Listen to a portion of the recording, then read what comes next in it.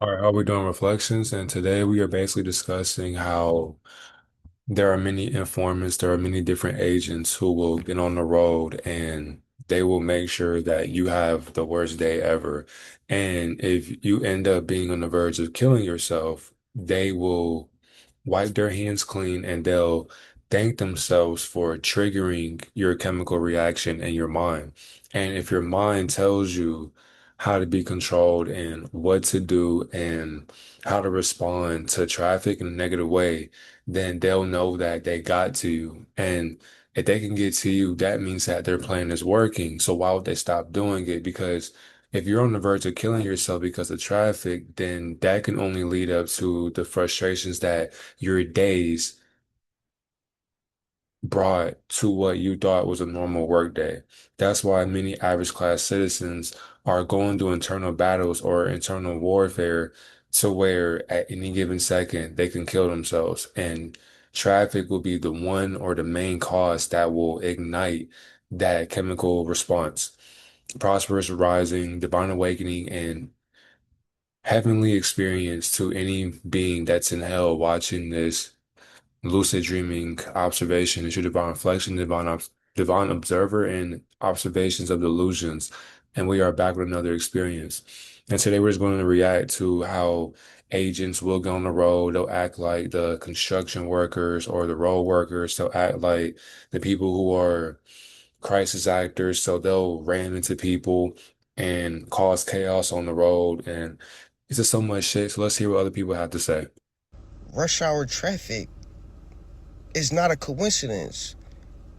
Y'all motherfuckers got agents acting as drivers to fuck the traffic up at a certain time every day. So when we get home, we tired and we irritated and we just want to take it down.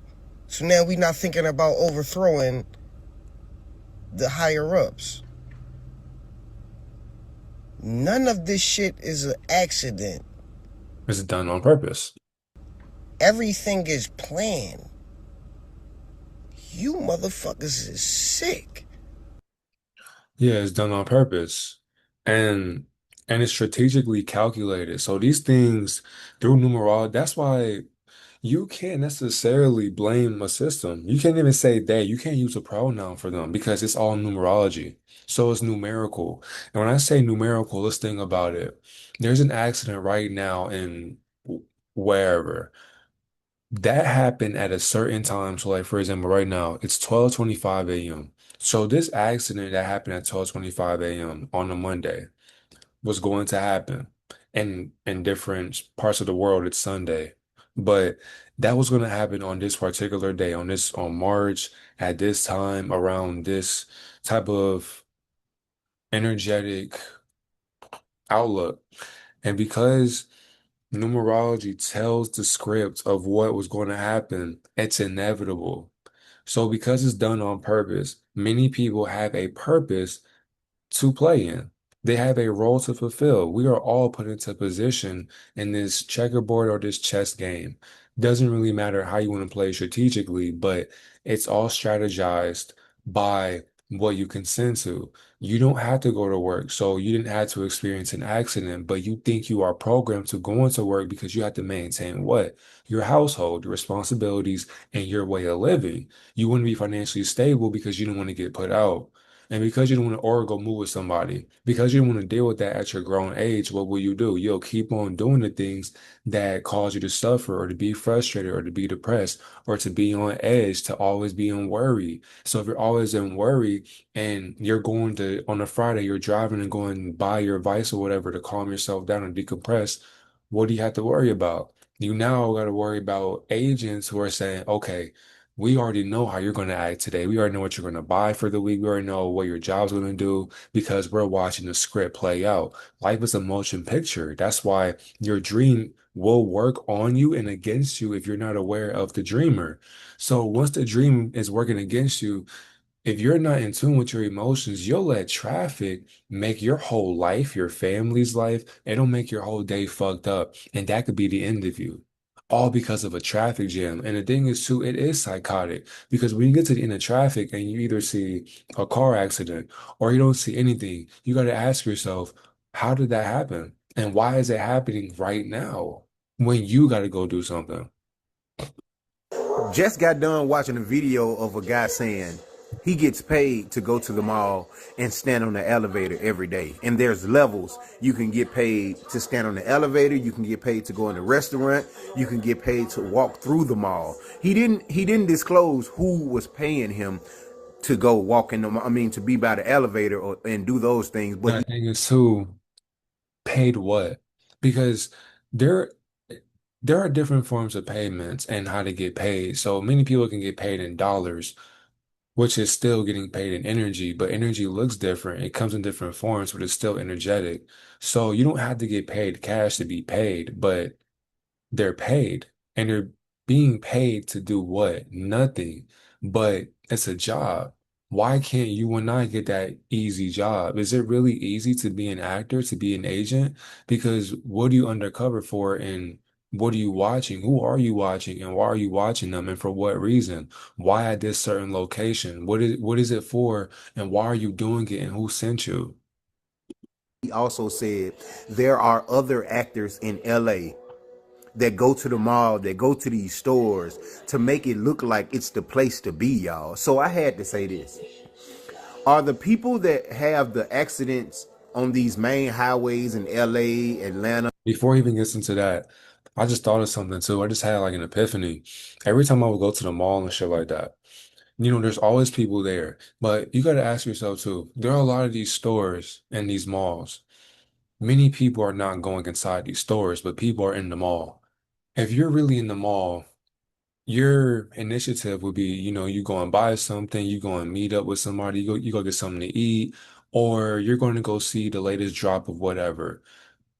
Or unless you have children, you want to go and do something, or they probably have some fun activities. Those to me are the base reasons on why, or the movie theater, the base reasons on why you will go to the mall. Oh, I already said that. So if you ask yourself, okay, if you're not going to the mall for food, to go shop, to go walk and talk, to go meet up with somebody, to go to the movies, what are you there for? So when you're going to the mall now and you're walking, really just look around, look at how people look at you and look at how you look at them. Are they really there for the same reason you're there? No, they are not, but they could be. But if you're not an agent watching this video, why are you at the mall? Because you're there for a reason. Many people don't need a reason to be there, but they're there because you're the reason for why they're there. And they knew that you would be there at that exact same time.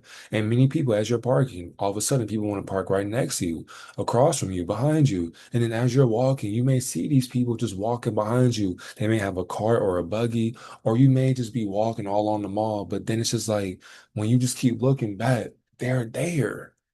And they can be going into a store. They may have items that they're buying. Are they really buying these items? Because who's to say these workers aren't in on it as well? But as a worker at the mall, many people will say, bro, we don't do operations like that. We don't do shit like that. That's a whole conspiracy, man. But see, that's the programming. People are so unconscious, they don't know the role that they're really playing. That's why the occult works through neuroscience or just the neurological network of your mind.